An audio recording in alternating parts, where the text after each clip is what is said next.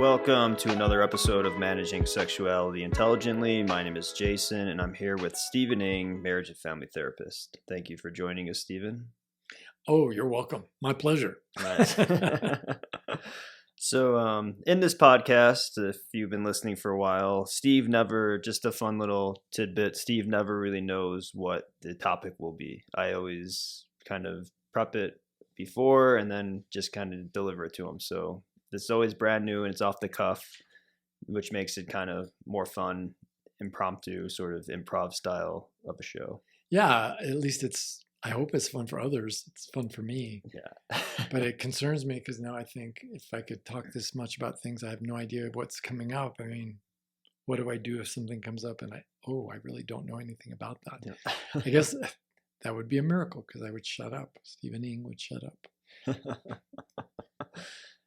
That would be a miracle. No.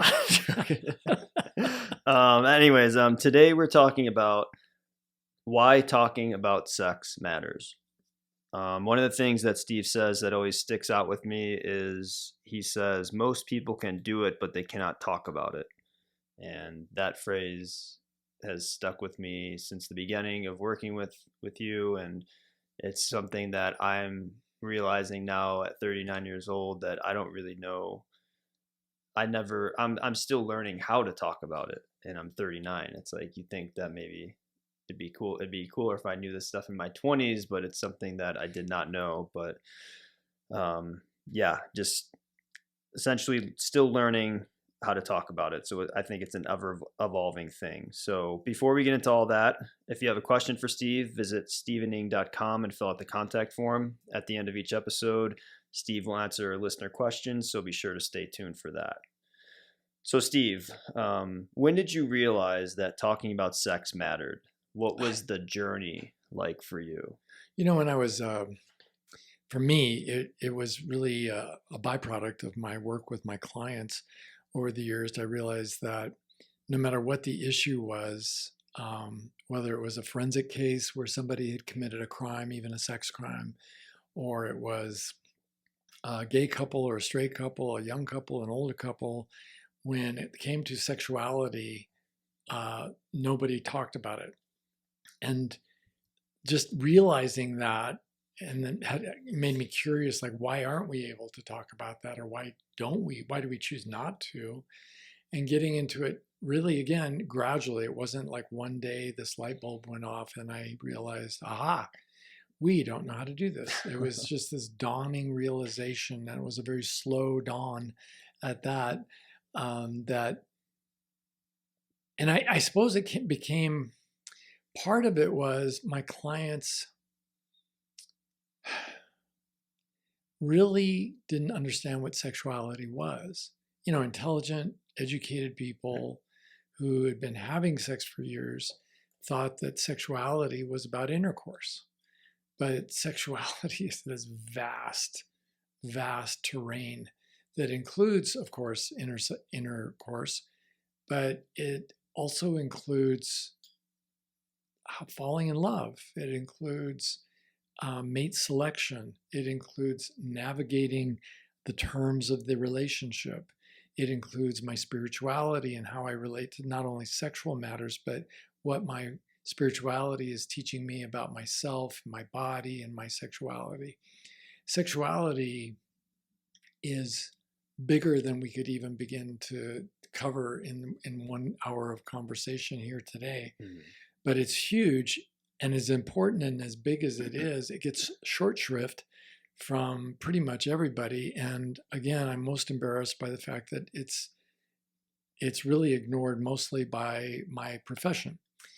And I think I've mentioned this in previous conversations where, you know, at trainings I've gone to on self-care, the topic of self-care is all the rage in modern therapy right now, and rightfully so. It's an important topic, but when they talk about it at any of the trainings I've been to, it's divided up into multiple dimensions, like intellectual self-care, emotional self-care, and there are anywhere from, say, depending on the model being used, the theory that we're using to discuss self-care and our humanity and our needs, There might be somewhere between 4 and a dozen different dimensions of humanity we want to be taking good care of ourselves in.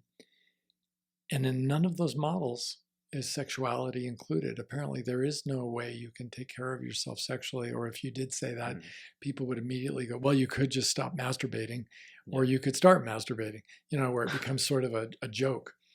But self-care and sexuality is a far more vast topic than that. I've had a gay client who was a member of a very conservative church that taught him his sexuality was deviant, that he was sinning every time he had a thought about a sexual relationship, that he himself was wrong. And he accepted that for many years because that's all he knew. And then when in therapy he began talking about it, it became apparent that, oh, there was a whole lot more to him and to his sexuality than just doing it. And in fact, I don't think he'd ever had a single sexual experience despite being a man in his late 20s. And as he talked about sexuality, he became clearer in his thinking and in his spiritual direction. Now, he doesn't attend that church anymore. And I mean, I think with good reason. Why would any of us voluntarily join an organization that teaches us we're horrible? But he has gone on to be happy. So he is intelligently managing his sexuality nowadays in a way that really works for him. But talking about sexuality isn't just for the edges of our sexual experience as a species. It's for the great mass of humanity in the middle. The average man and woman who are heteronormative get together in a marriage, and they're doing it either enjoying their sex life or failing to enjoy it or somewhere in between, but they're never really talking about it and talking about what works for them, what doesn't work for them in terms of the bedroom, but also in terms of conversation, in terms of spirituality, in terms of the friendships that they've made or the people who share their lives. And particularly, and this pains me because I think what you said about maybe you should have known better in your 20s or you wished you'd known better in your 20s, I would argue we should all know better in our teens, and that's not too late or too early because we're all taking sex ed nowadays, but it's never contextualized. It's almost in a human context. In the context of human relationships, it's almost always anatomy, physiology, diseases, and pregnancy. And it still is that way in my home state right now of Nevada. We don't really teach young people about human sexuality. We teach young people about sex. Yeah. And it's also like, it's just awkward. It's like when you're a teenager, I mean, sex is everywhere. I mean, it's on commercials, it's in magazines, it's in all over the internet, obviously. But then in the classroom, it's so awkward to be talking about sex, at least in my thing, with like a teacher and the way that they're explaining it. But it's like almost like sex ed then should be geared towards, I mean, one of the things being comfortable to talk about sex. Well, yeah, and as an adult, why would you ever consider partnering up with another adult? In your case, it would be a woman because, again, heteronormative.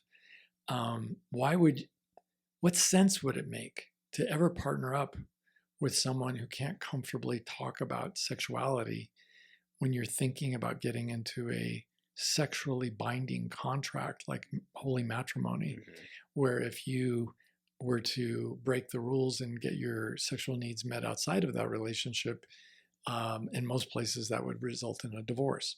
Yeah. And so, of course, we should be able to talk about it with men and women we're interviewing for a leading role in our lives. We should be able to get to know them. And in fact, I would argue this is a takeaway for the single people in the room or the people who are going to be single after they listen to a few more of these podcasts. I think when I was younger, and this is true of most young men, that when you're younger and you're dating, you're really hoping and planning on trying to have sex with your date as soon as possible, if not on a first date, certainly by a third date. Mhm. And I would say that would be an error, not only in judgment for a lot of reasons in terms of safety, but it would be an error in terms of pleasure, because one of the greatest pleasures that can be experienced in a dating relationship is truly getting to know the other person Mhm. and allowing the other person to really get to know me.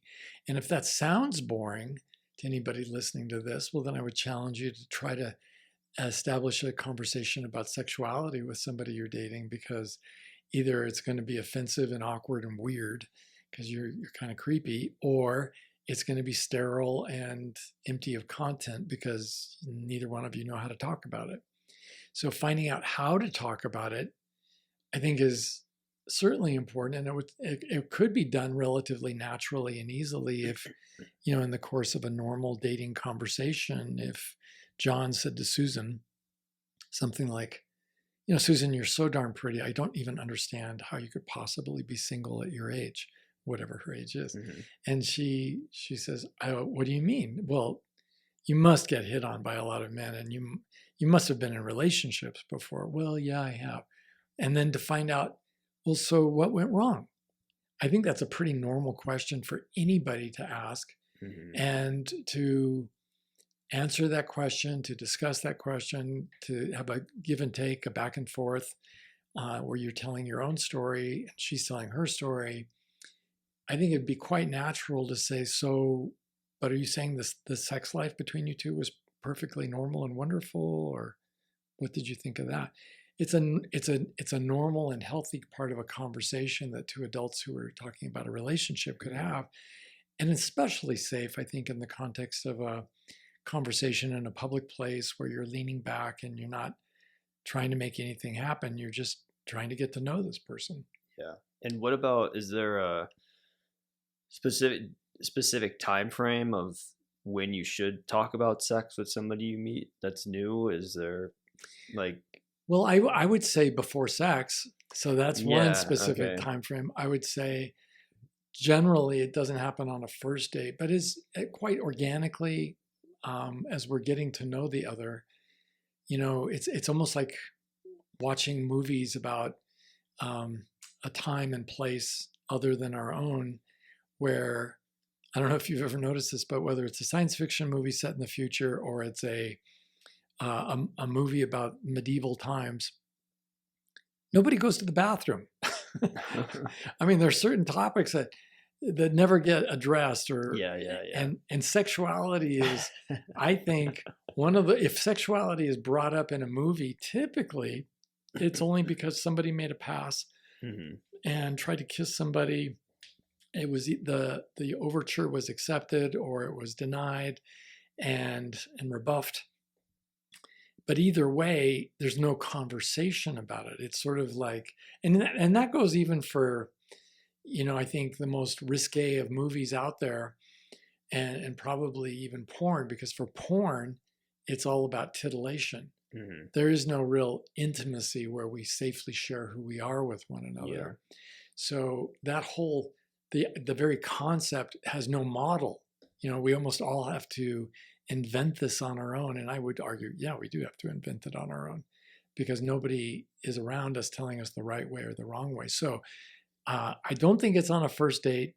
I do think it'd be weird if you went on 10 dates with somebody that you really liked and you were just loving getting to know. I think it'd be odd for sexuality never to come up. Mhm. But isn't one of the first things, I'm asking rhetorically, I think one of the first things we all want to know is the backstory of the individual we're dating. Yeah.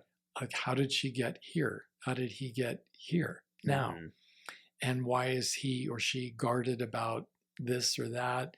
And or why are they so comfortable, so much more so than anybody else we've met, about certain issues, like talking about affection or talking about church and sexuality, or talking about their story and how they came to have early childhood trauma. There's so many poor unfortunate victims who've been traumatized as children, and traumatized in terms of their sexuality, and the stories are legion.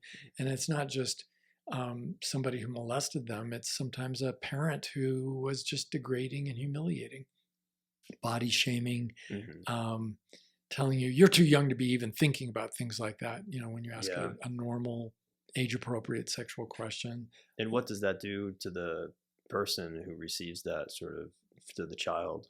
Yeah, if a parent is doing that or anybody else, um, I think it's diminishing. Mm. The child gets smaller because they've just been shamed and told that a legitimate question about the natural world is not legitimate, and they have done a moral wrong in even bringing up the topic. Mm. You should be ashamed, Johnny, for even talking about that.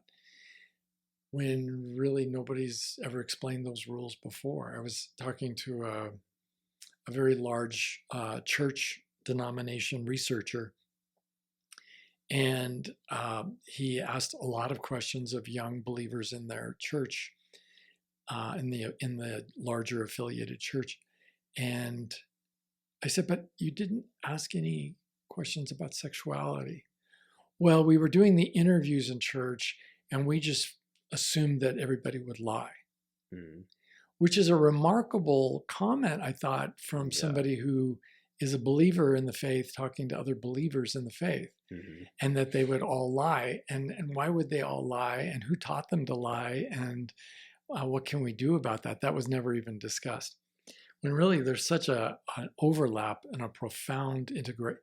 We could have, I should say, a profound integration of sexuality and spirituality, where our sexuality informs and contextualizes our actual sexual behaviors, while our sexual conduct grounds our spirituality to this earthly reality instead of making claims that no one could live up to, like staying a virgin until you get married. And you're not, the average age of first marriages in the United States is around 30 years of age. Mm. So you hit puberty at around 12 years of age, if not sooner nowadays. And you're going to go 18 years without sex. I mean, nobody in their 30s says that. Hmm. Oh, I'm not married, so I'm going to just wait. Even if it takes 18 years, I don't Yeah. care. I'm just not going to have sex. It's just not even realistic. It's not human. And it really sets everybody involved up for failure. Hmm. So we really need to get past this. And it's something that we're not past. We're not past as a culture. Schools try with talking about sex ed, and I appreciate the trying, but they get criticized a lot because that's a parent's job, when actually virtually no parent is doing that. And if a parent does it, how awkward is that compared to a teacher at school talking about Hmm. condoms and using a banana to demonstrate? A parent, if your mom took you aside and tried to talk to you about stuff like that, that would even be weirder Hmm. and more uncomfortable. So I think we need to find a new way to get the information about the larger picture of human Yeah. sexuality out there. So can a parent bring the subject up in a way that's not awkward? Yes, and this is under the category of news you can use. Hmm. Take notes, everybody. You don't have to take notes because you'll just remember this. But there's no reason why we all can't be reading the newspaper on a given Saturday or Sunday morning, and once a week, to be able to read a story from the newspaper that includes all the news that's fit to print, as the heading says. We can read a story about sexuality. It might be something about sexuality in politics, where one party or the other is trying to deny rights or limit sexual behaviors or outlaw certain practices. It could be about sports and celebrities. It could be a story about children being the victims of crime, or children being the victims of book bannings that talk about Jimmy having two moms. It could be anything really in the news. To read a story that includes sexuality, a parent would have to simply say, hey, listen to this. You read the appropriate section of that newspaper story. You lean back in your breakfast chair and you say, what do you think of that? Hmm. And you shut up and let the kids talk. And sometimes, of course, maybe it's just you and a very young child and your spouse, and your spouse gets to respond. Well, I think it's fantastic that blah, blah, blah, or I think it's terrible that this happened. And you're just talking, and maybe, but instead of getting in an argument to solve the issue or to figure out who's right and who's wrong, the goal here would be to simply desensitize children to the word sexuality, the topic of sexual topics, and to begin teaching our children how to think, not what to think. Yeah. So that we can think calmly and we can think rationally. We can ask questions like, but would that really work? Because that wouldn't work for me, I don't think. Johnny, would that work for you? And to go around and around on that until it's talked out. And if you did that once a week for 52 weeks in a year, after 10 years of doing that, I think just about every kid in America would have figured out that this is a topic that is fitting for adult conversation, and it's fitting to approach with a thoughtful approach that allows me to really ponder it and reason deeply. And that kid will be blowing the minds of their dates when they're in their early 20s and talking about sex in a way that's carefree, simple, not having a lot of anxiety around it, weirdness about it. I mean, I feel like it would just help everybody to be able to talk about it. Because even like when I was a kid, hearing a song come on about sex, it's like, oh, like that, I'm too sexy for my shirt. I mean, like, turn it off, or like Salt and Pepper, let's talk about sex, baby. Right. Let's talk about it. Was like whenever like that came on, like in the car with like my mom, I'd be like, I couldn't change the radio station fast enough to get it off, because it was like such like a weird topic as a kid. It's like, you were a kid, you have sexual feelings, but then it's like having it with your parents just felt kind of strange to me. Right. I mean, because we weren't talking about it. I was a married man, and I went to the movies with my wife and with my father-in-law, and we watched Lenny Bruce. All right. And the film, I think, is called Lenny.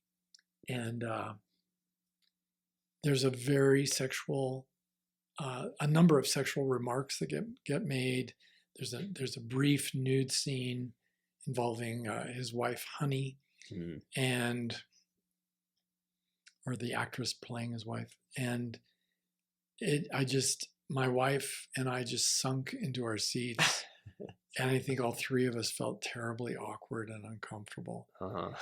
But I think had I had that upbringing that we were just talking about, where sexuality was a normal part of the human experience, I think I would have been far more able to enjoy the movie and to pay attention to what the messages were in the film. And instead, it just became this very awkward moment. Yeah. And the same thing, I think, is true of, in dating, talking about anything sexual. I mean, whether it's a history and everybody who has a history as an adult has a sexual history. And every sexual history has a history of personal disappointment and failures. Yeah.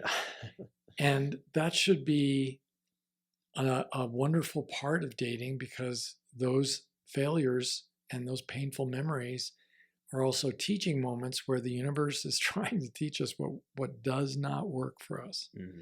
And what it is we need, and how maybe we should approach things differently in the future. And what a great thing to know.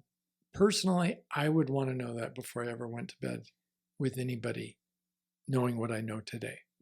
Because when I think of danger, sure, we all are all aware of the dangers of an unwanted pregnancy or a sexually transmitted infection.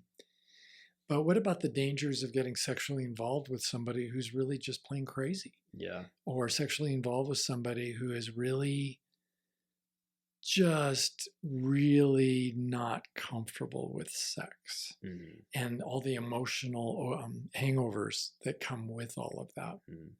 It's what are some of those that you would say? Oh, well, like the person who believes that if you have sex with me, that means you love me. Does it always mean that? Well, of course not. I mean, most of us know that by now. And if you don't have sex with me, does that mean you don't love me? Are there other reasons why human beings might choose to not have sex?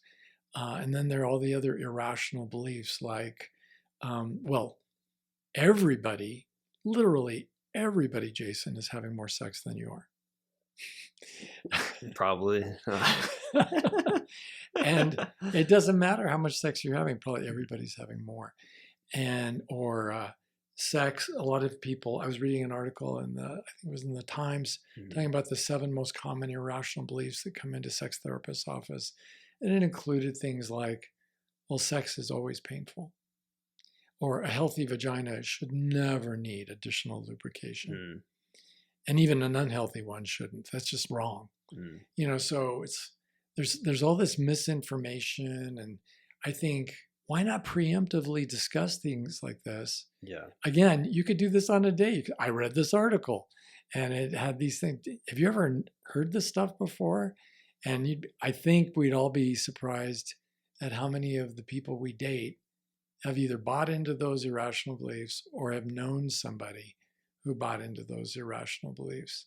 I remember dating a girlfriend who, she was describing a previous relationship. He walked in on her. They were living together. He walked in on her while she was masturbating.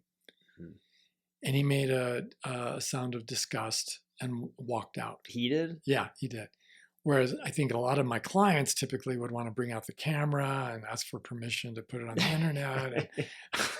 But for him, it was shameful and disgusting. Was he religious, or was he was not particularly religious, and it was just no. He was nominally religious, but not particularly religious. And I don't even know what it meant to him because I never got to know him. Yeah. But for her, it was an extremely hurtful and confusing situation. Yeah, it's confusing for me too. I think if I walked in on that, I'd be okay. Can I help you? Yeah. What about if you are dating someone or having these kind of discussions in the dating phase prior to sex, and they are hesitant, the person you're talking about it, and you just bring up something as easy as like an article about something, and they are hesitant or they're standoffish or they don't want to discuss it? What about the situation like that? Yeah, every once in a while I have to say to a client, can you please accept yes for an answer?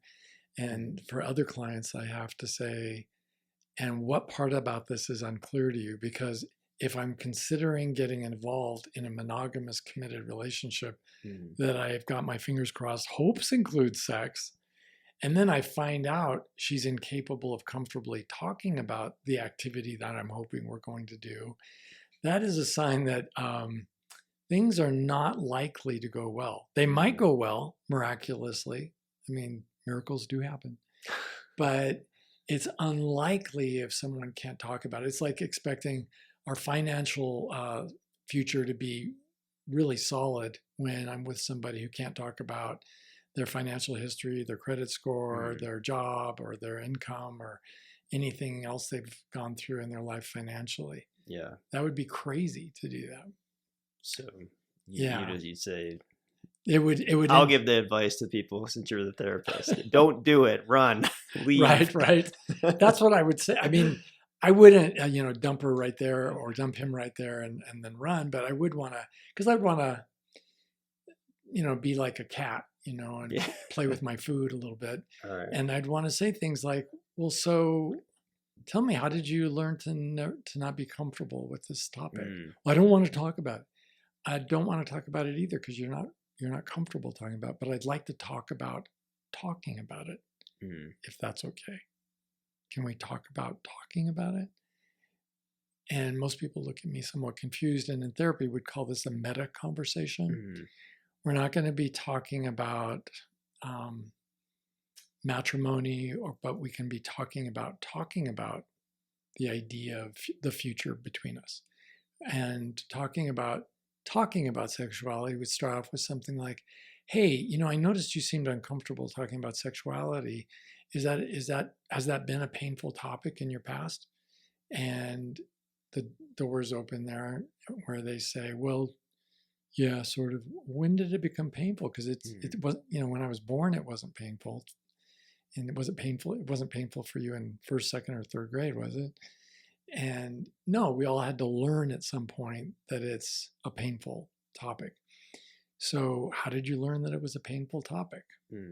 So you asking to try to learn more about the person just out of curiosity, and also see if they are willing to stretch and maybe meet you in some way? Well, yeah, you know, gosh, it's going to sound horrible when I say this, but I do think that if a person gives me a very clear answer, I'm not ready to talk about sexuality.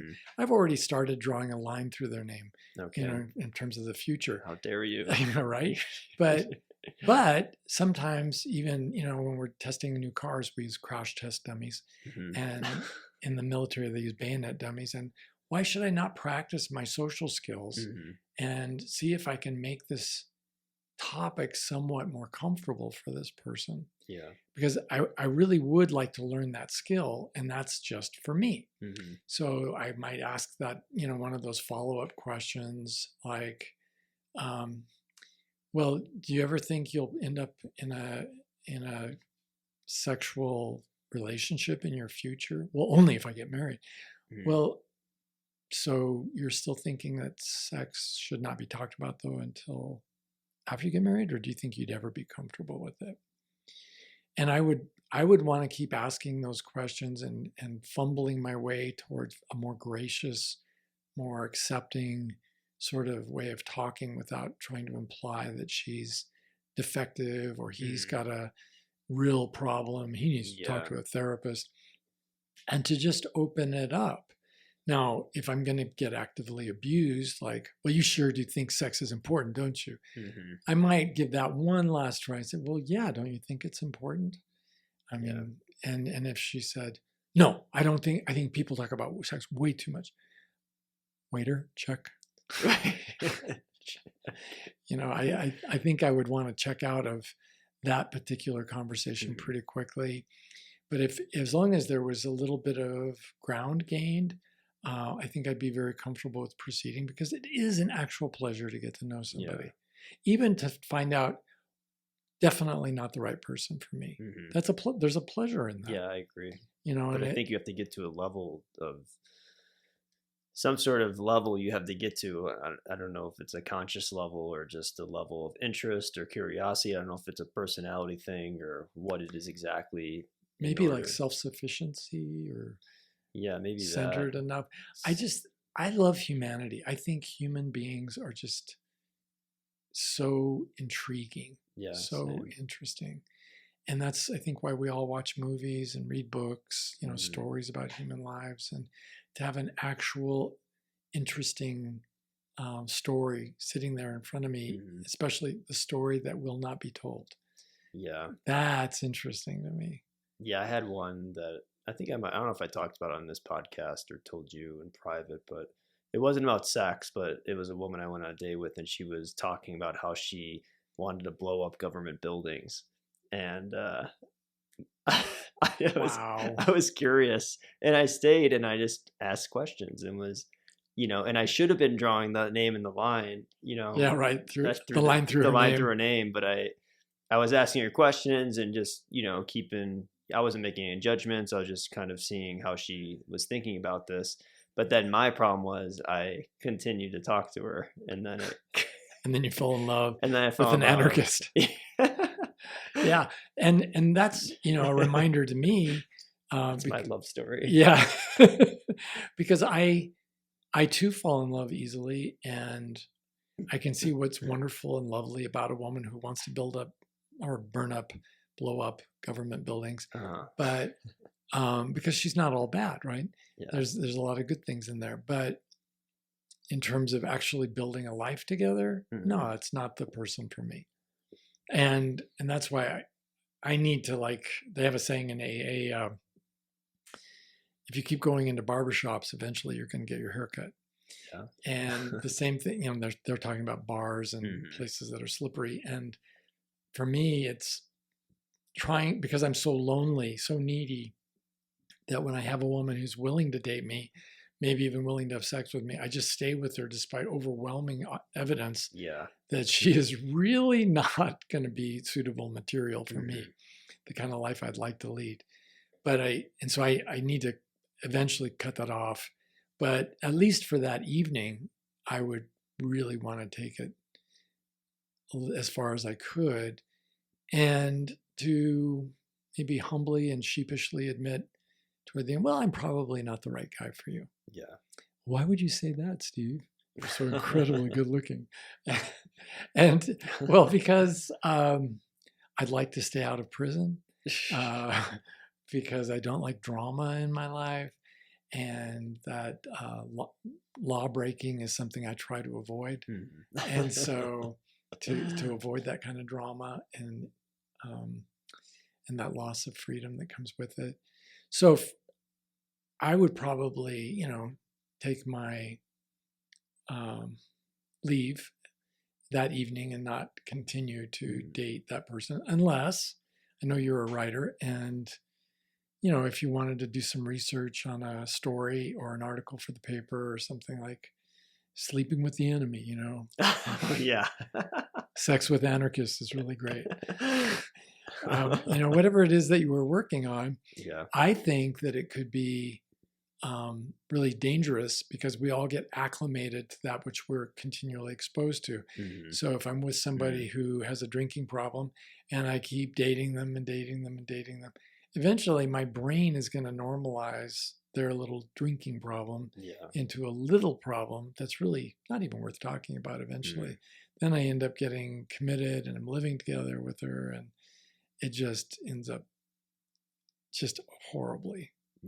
In those situations. How about for you with your first marriage? Were you talking about it ever before you got married? No, I had no way of knowing. In fact, we didn't have sex till after we were married because we were both religious. And there was no conversations about it? Oh, please. Yeah, no, there's no way. There's no way. But that was a different era. I'd like to think things are different now, but I have many young clients. And although they're comfortable talking about trans and bisexuality, and they're very accepting of human sexual diversity, they're really not more knowledgeable or more comfortable nowadays talking about themselves in terms of what works and what doesn't work for them. And how could they be? They've had none of these conversations at home, and they've had precious few of them, in their social groups. So I think it's really hard.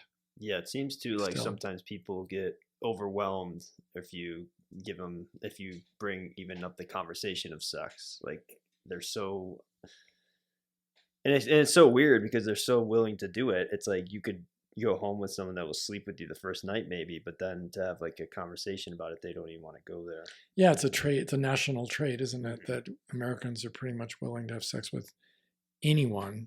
They're just not willing to talk about sex with anyone. Is that like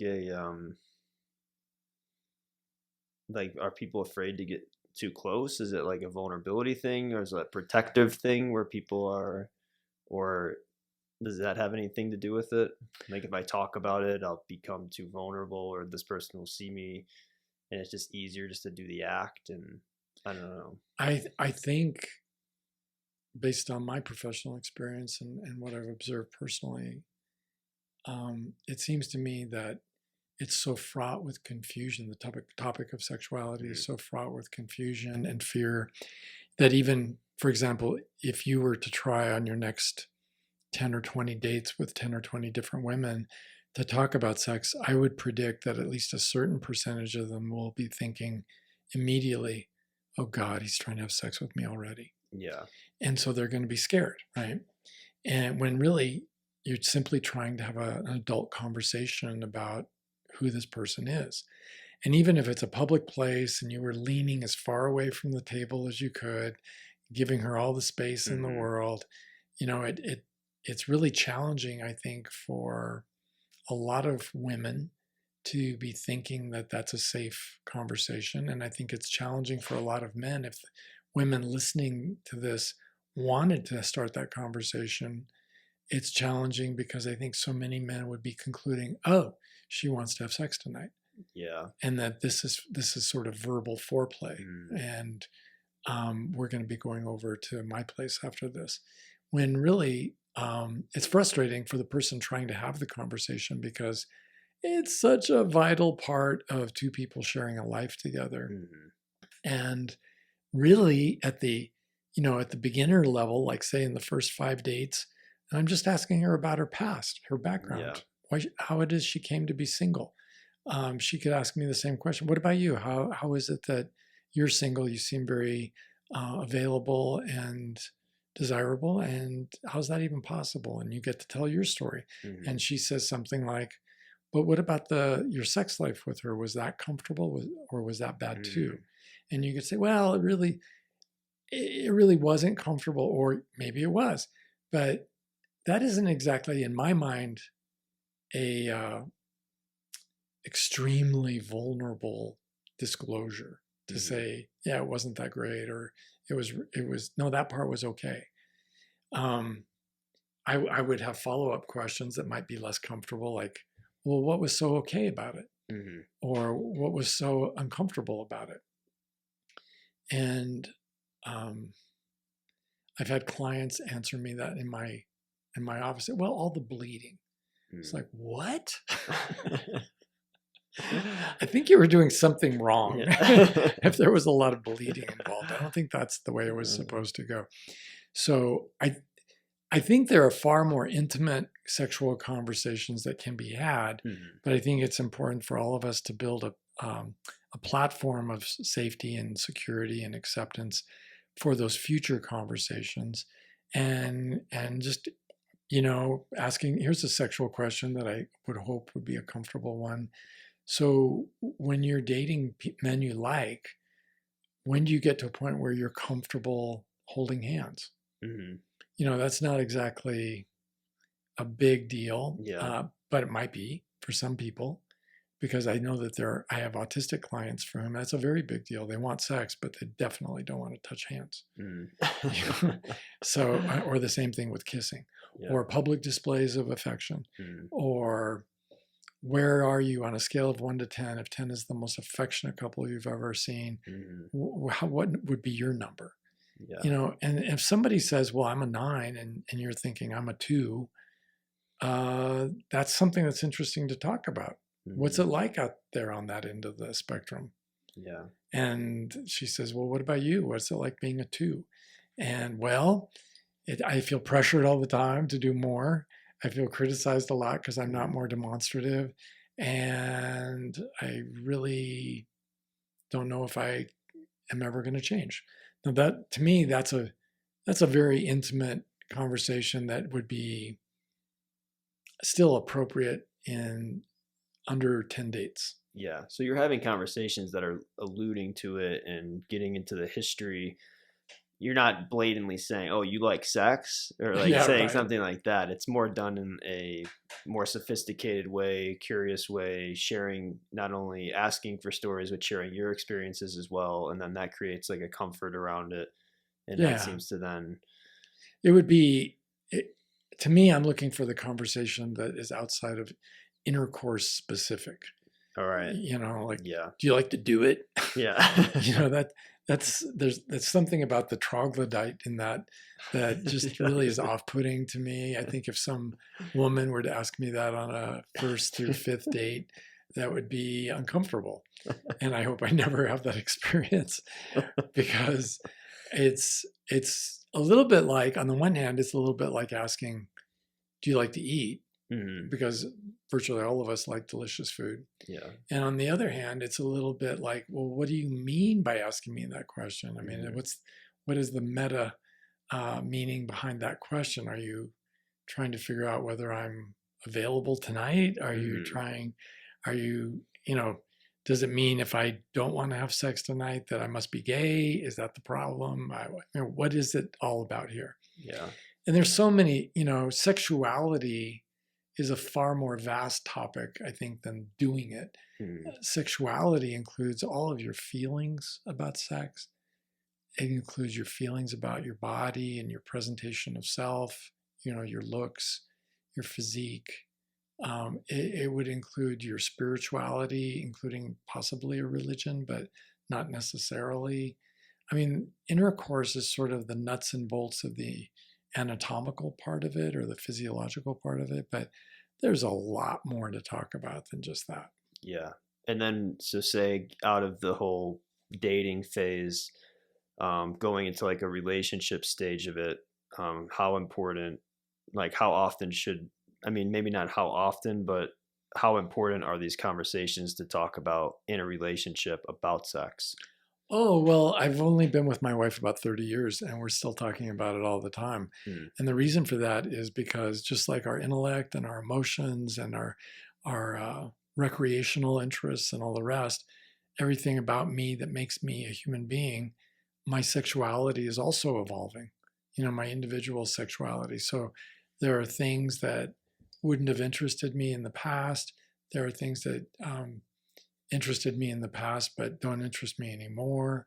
One of the things, like with aging, I would say, since I'm 69 right now, I would say one of the things I enjoy more is the actual emotional and verbal intimacy of conversation and being able to talk about our feelings Hmm. and to express, of course, even our thoughts and wishes and fantasies and all the rest, and to talk about what do they mean and where does that come from.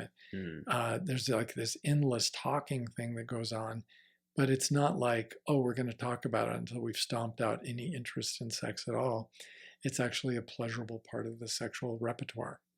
And it's something that, so it's constantly evolving, constantly changing. So, and as long as, I mean, do you have to be that type of personality to, in order to evolve? What if someone's like, well, this is how I like it, this is the way that I'm gonna, because there are people like that, right? Or I don't know. I'm sure that there's the full broad spectrum of diversity Hmm. when it comes to this, as there is with intellect and emotion. And as we've discussed, in these podcasts before, one of the reasons why women put off marriage is that dating for them is such a bleak, arid landscape of banality and boredom, and there's nothing interesting about so many men's presentation of self being about their performances. And I think for all of us, whether we're men or women, if somebody responded the way you just suggested, that would be very off-putting to me. Hmm. Well, I don't like to talk about it. I like to just get down and do it. Yeah. Wow. Okay, and I know that there are men and women out there like that. Yeah. They just have to find each other. Yeah, exactly. I think once they find each other, the world will be spinning quite happily. Yeah. But I need to be able to find my tribe as well, Hmm. and those people who can actually do two or more things at the same time. Yeah. Talk and enjoy each other sexually. Hmm. Yeah. Well, that's a thing. I mean, have you got it in your office at all where there is a couple possibly and one person wants to talk about it, one doesn't want to talk about it? Have you Oh had yeah, those? for sure. There's so much. I mean, there's not a dimension of the human experience that doesn't experience its own or demonstrate its own incompatibility, right? Mm. And we all we could be incompatible in one dimension, and it's just enough to ruin everything. Like, what if she and I can do everything perfectly, but she just spins like there's no tomorrow, and we're always in debt? Well, that Mhm. would ruin a relationship for me, Yeah. and that by itself, even if everything else was there. Or if spiritually she was one of the most advanced, more wonderful, magical creatures I've ever met, but she never liked to do anything fun. Mhm. That would pretty much kill it for me if we couldn't have recreational intimacy. Yeah. And or the person who was so spiritual that they couldn't hold a job, Mhm. that would pretty much ruin it for me as Yeah. well. So we most of us really want the whole thing, and we there's no dimension of possible intimacy that most of us would be willing to voluntarily give up.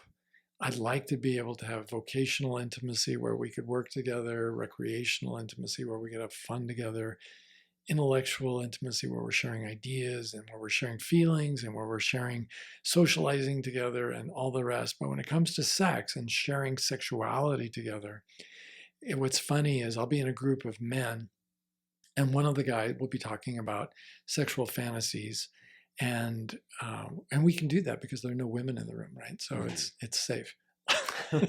It's allowed as long as nobody tells. But We'll talk about sexual fantasies because there's such a valuable treasure mine of information about what works for me or what I think works for me. So this guy shared a sexual fantasy that was fun and funny, and the group was laughing. Mm-hmm. And then I asked the question, so is that the kind of sexual fantasy you'd comfortably share with your wife? Mm-hmm. Oh God, no, she'd kill me. And he's quite serious. Yeah. And I say, well, check this out. Here you are, a heterosexual in a group of heterosexuals, and you have more sexual intimacy with a group of men than you do with your own wife of many years. Yeah. Is that the way things should be? Is that what you wanted it to turn out to be? And invariably, of course, the answer is no. Didn't want that. Nobody wants that. But so what happened? Why wasn't it safe? And I think that's on all of us to figure out in every individual case, because we all have a backstory and what would it take for you to feel safe? And it's a very challenging part of life that, again, I don't think a whole lot of therapists are really comfortable dealing with. Is that their own insecurities of talking about sex? Yes, it is. And their own lack of knowledge. Because I don't know any marriage and family therapy programs across the United States, or any psychiatry programs, or any psychology programs that teach people who are going to be mental health professionals how to help people feel more comfortable talking about their sexual fantasies. And most of the therapists I know who can do that have learned it the old-fashioned way through trial and error over years and years of experience. And what's unfortunate about all of that is that sexuality is an unchanging, permanent part of the human species. As long as we are here, we are going to be engaged in that exquisite exchange of DNA information called sex. And it would be really great if we could learn to talk about that without having to use medical terms or the language of a shock jock. It'd be really great if we could just talk about it like normal people talk about things. And did the guy in the group end up telling his wife? Do you remember? Well, this has happened many times, and to my knowledge, it's never happened. They've never. To my knowledge, it's never happened. But it's not as though. I mean, it couldn't. It could have happened months later or a year later. It might have grown in that direction. But I mean, I'm talking about people who've been married 10, 20, 30 years, and they're still not free to share their sexual thoughts with their partner. Well, that's the thing too. So if you wait, that's what I was asking, I think in the beginning, like how long do you start the conversation? Because you talk a lot sometimes about building a relationship from the ground up rather than repairing one that's already been going on for say 20 years. So it's like for 20 years, you don't have these conversations. And the next thing you know, you're springing on someone. Right. It's like, is that even realistic that it's going to be? I think it can be. Yeah. I think a lot of men and women who haven't done this are down for the conversation. But again, I would approach it, if somebody's listening to this and wondering how to get that party started, my suggestion would be go with the meta conversation. Don't start off with saying, I have this parachute and I know a couple of midgets. Do you want to have sex? Yeah. So for me, it would be something more like, I know they like to be called little people. I'm sorry. But I think for me, it would be more like, I really can see now that I've been in therapy a bit, there's a lot more of you I'd like to get to know. Would you be open to our expanding our relationship to including more conversation between you and me? Now, if your partner looks at you and says, I don't think I can do that for you, then that's the answer. Yeah, you got some bad problems in that relationship. But most people, I think, would say, well, yeah, I would. Well, I'm hoping if they didn't say, what would you like to talk about? I think I'd like to say, I'd like us to have the kind of relationship where we could talk about anything the other person wanted to talk about, whether it was kids or money or in-laws or health issues or sex. Oh, wait, sex? No. Yeah. No. Yeah, including sexuality. So, I knew it. I knew you'd want to Yeah, talk I about sex. knew you were a pervert. Yeah, and that's what we're all afraid of, is being greeted with hostility, because it's such an intimate, personal part of our identity that we're very vulnerable, even just bringing up the conversation like that for somebody to say, absolutely not. I knew you were going there with this. And I thought you wanted to talk about something decent, or something that would build us up in our relationship, not something carnal. But that, at least, I don't know, you get your answers. It's like, to me, after going through my breakup that I went through recently, or almost 2 years now, I'd rather just get to it way quicker than delay it.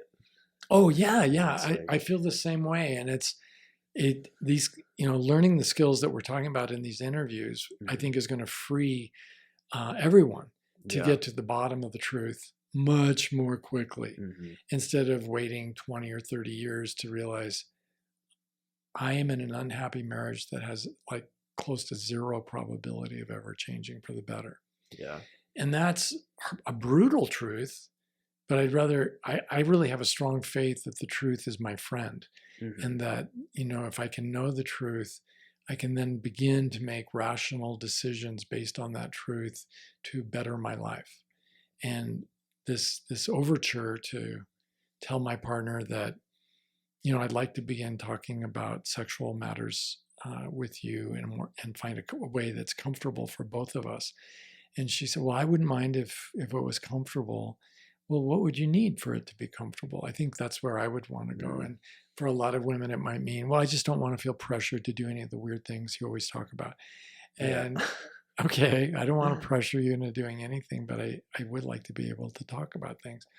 Well, so long as we're just talking, I think I'd be okay. Or I could try it, and well, what do you say we try it for a month, 30 days, and we circle the calendar. And 30 days from now, we discuss how it's gone. See if we know each other better, love each other more, or if this is the kind of thing you'd like to have in your relationship with me. And I think if you can remember the 30-day puppy in the window kind of salesmanship, most people will buy that. Just take that puppy home, and after 30 days, if you don't want the puppy anymore, just bring it back. That's because it kind of like reduces pressure. Yeah. Because I'm not signing away my life for years and years on some kind of behavioral change that I don't even know what it would look like. Yeah. I'm just trying an idea. And another way, a modification of that idea would be to say, look, I know it's weird for us to talk about sex. So what do you say we only do it on the odd days for the next 30 days? And on the even number of days, we can continue talking about the most vanilla, safest things. Maybe craft fairs. We could talk about craft fairs or the Hallmark Channel. Yeah. Anything you like, honey. And I think that would be a fairly reasonable deal. And by talking about it, you might even say, and I'm committed to just talking about it for half an hour every other day. Yeah. Over a 30-day period. Be a whole 7.5 hours of conversation over a month. What do you say? Yeah. You make it sound so easy. It's like... Are you talking to me? Or yeah, okay, I thought we were role playing for a minute. No. Well, no, but you do. I mean, it's like, it's nice to hear like your thought process behind it. And it is just like listening, being patient, giving the person space, not trying to change them instantly, trying to slowly, gradually just start the conversation coming from a place of vulnerability and wanting to connect more with your partner and all that stuff. Well, I heard the compliment, and I thank you for that. It'd be weird if I didn't know any skills or tricks after all these years of doing what I do for a living. But I think I don't want to change her, and I wouldn't want her to want to change me, but to get to know me. That's something I could get excited about, or for me to have that chance to get to know her for who she really is. And again, for good or for bad, if she's not the girl for me, or if maybe she is the way she is because she's always needed help and she's never known how to, ask for help, or that help was even an option. For a lot of my male clients who are in a group where we do talk mostly about relationships, they often find dating to be awkward. And surprisingly, or perhaps it's unsurprising, for exactly the same reasons that women report they're uncomfortable with dating, because we are all dating at a certain level of the social strata that we feel comfortable with. And in general, we tend to date people at that same level of socioeconomic and spiritual evolution. Yeah. And so when I get woke, so to speak, and then I find, oh, this is really not working for me. What's wrong? Am I becoming gay? Is it there's something wrong with me? No, it probably means you need to raise your sights. I tell my clients, men and women, all the time. It's probably the truth that you're something of an intellectual and you want a more meaningful existence, and you need to be associating with people who are open to that kind of intimacy and conversation. Where do I meet those people?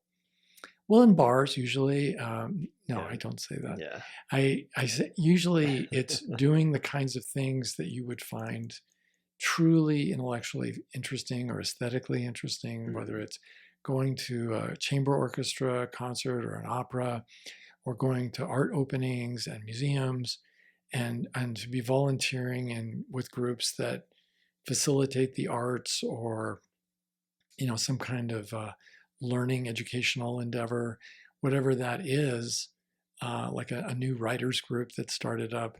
There's always a way to be meeting your tribe. Yeah. They're out there. Especially, that's one of the best uses of the internet, I think, is to be using it to affiliate with like-minded people.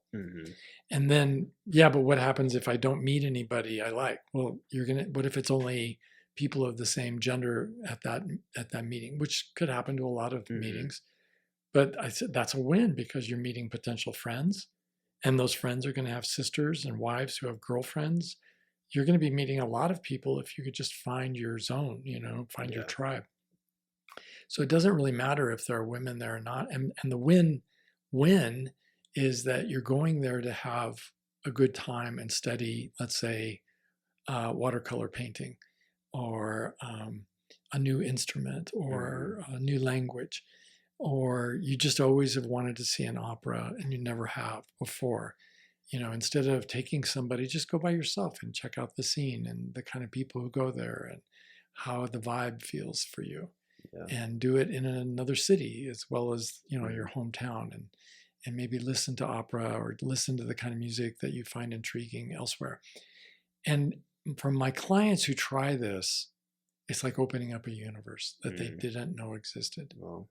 And for them, I mean, a lot of times it'll be somebody from a small town, or somebody who was raised in a family where the parents were from a small town, and they have a very limited view of the world. Yeah. And they didn't realize all these other options were on the menu. Mm-hmm.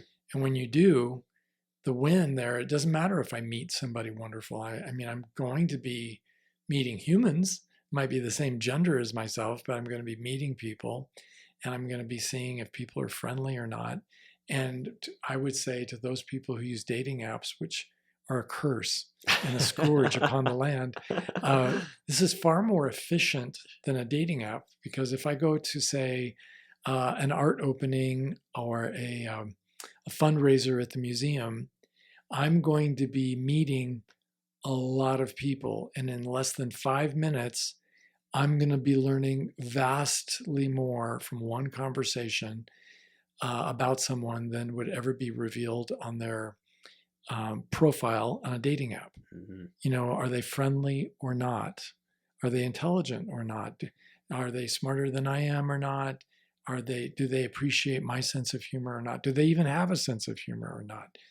Those things aren't on dating apps, but they're so essential.